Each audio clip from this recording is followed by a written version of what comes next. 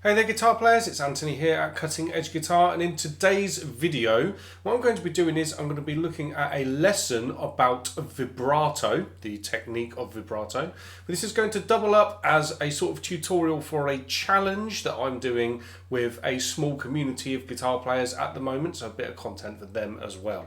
So what we're currently doing in the community, we are working through one of my books. So this is my high intensity guitar technique series. The books that are from this series at the moment, they are no longer available in print on Amazon. They're only available digitally from my own online platform.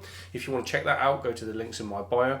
What we're kind of doing from that though, the guys are working through those books progressively with me, and I'm giving them some challenges along the way and all of that stuff. So we are currently looking at an exercise that is all about vibrato. Now this is a much overlooked part of modern rock lead guitar technique, because what a lot of people think about vibrato is just that, oh, that's that part where you just wiggle the string, isn't it? And then they do stuff like that, which sounds terrible.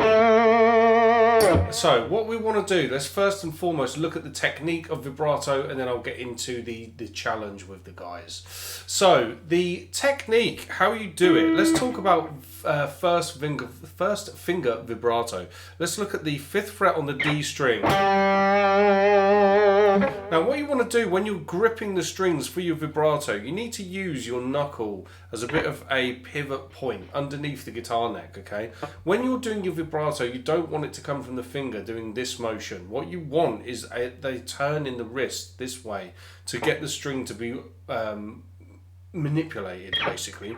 So setting your hand up with your thumb on the top of the guitar neck is a good way to go. Sometimes that's not quite possible depending on where you are, your hand dimensions and all that stuff, but if I'm playing the 5th fret on my D string, thumb towards the top of the guitar neck, knuckle out just to around about where the actual fret wire is, maybe just maybe more actually towards the fret wire of the 3rd fret actually, so I'm out more at an angle.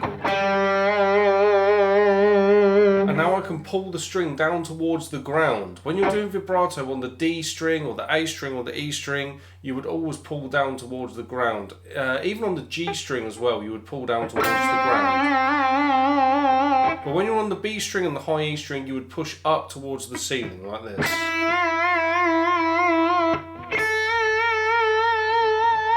Okay, so that pull down towards the ground and that push up towards the ceiling is just a general technical observation that we would have on those strings. Is very hard. Like, you haven't really got the pivot motion to be able to push up on that D string.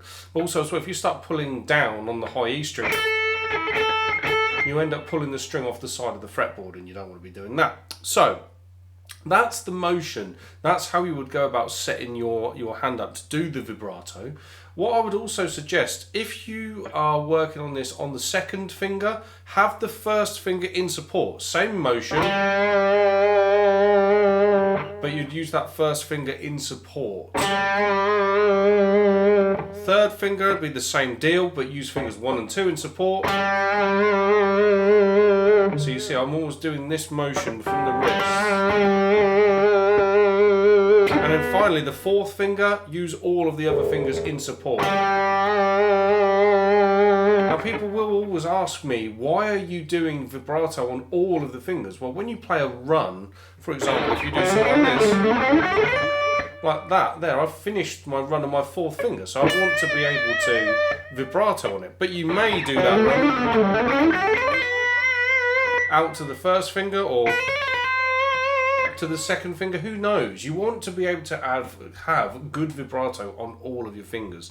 So don't forget, on the 6th string to the 3rd string, the vibrato will be pulled down. From the 2nd string and 1st string, the vibrato will be push up, okay? And another important consideration is that when you are playing one single note and vibratoing, you want to make sure that you're not hearing all of this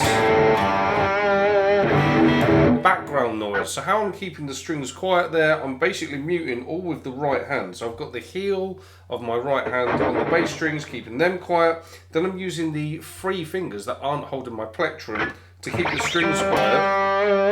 After I've attacked the string with the pick as well, my pick is going to then rest on that 5th string. I'll even use that. I'll even use my pick to slightly bend the 5th string out of the way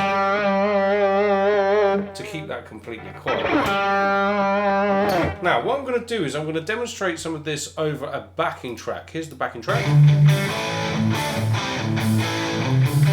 So if I now shift my note up from a G up to an A, because that's the root of the backing track, what I'm trying to do is I'm trying to keep the vibrato in time. So I'm playing the note pulse, vibrato. So if you play a run, that's how you make it sound a bit more professional, a bit more polished. There's nothing worse than this. So with that, the vibrato is wild, crazy, all over the place, and it's not meeting a nice pitch. You know, it's not in time to the music. You want the vibrato to be in time to the music, but also you're aiming to go. So basically, as I'm doing this, my note is going a tone.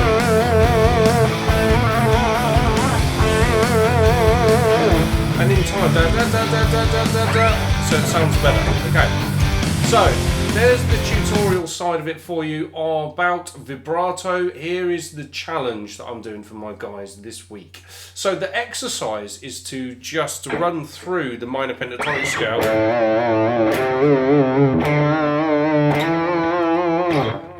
Just ascending, just to shape one minor pentatonic. But what we're going to do is we're going to play each note in vibrato 2 beats. 1, 2, 1, 2, 1, 2, 1, 2, 1, 2, 1, 2. Now, what I want to aim to do is get you playing through this thing where you're going to do the whole scale with the 1st finger, then the 2nd finger, 3rd and 4th, a bit like this. 1, 2, 3, 4.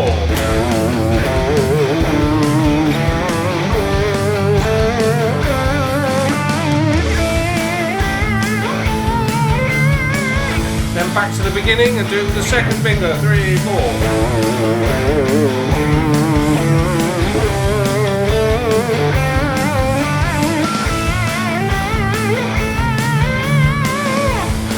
Third finger. 2, 3, 4.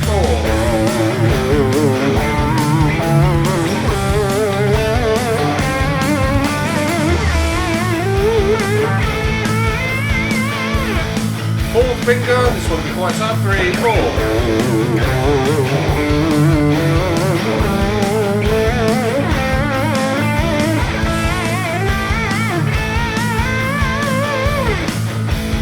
There we go. Now, if you want to up the ante a little bit, by all means do one run through just with one finger and then add some improvisation on the end if you want to do something like that. That'll come out maybe a bit like this. 1, 2, 3, 4.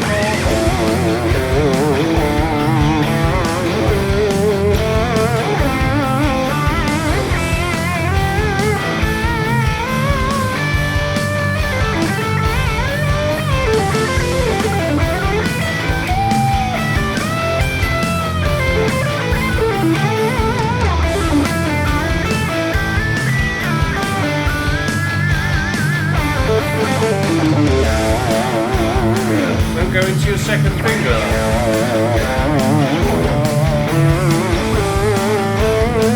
Etc, etc. I'll stop that there so that the video doesn't go on too long. But basically you can do that as much or as little as you want. So try to work through the absolute bare minimum of just going through that exercise, working on each finger. You should, if you're doing this properly, hopefully start you know, giving yourself some blisters or something. I don't know if you can see that on there, but obviously as you're working through, there is a bit of an element of no pain, no gain with this kind of exercise, but there we go. Okay guys, that is it for this particular video. If you are new here and you've enjoyed what I'm doing, please do like, share, subscribe, add a comment, something like that. And if you want to check out all of the books or any of the other stuff going on at Cutting Edge Guitar, go to the links that are in my bio. Okay, I'll see you next time guys. Thanks so much for watching. Cheers.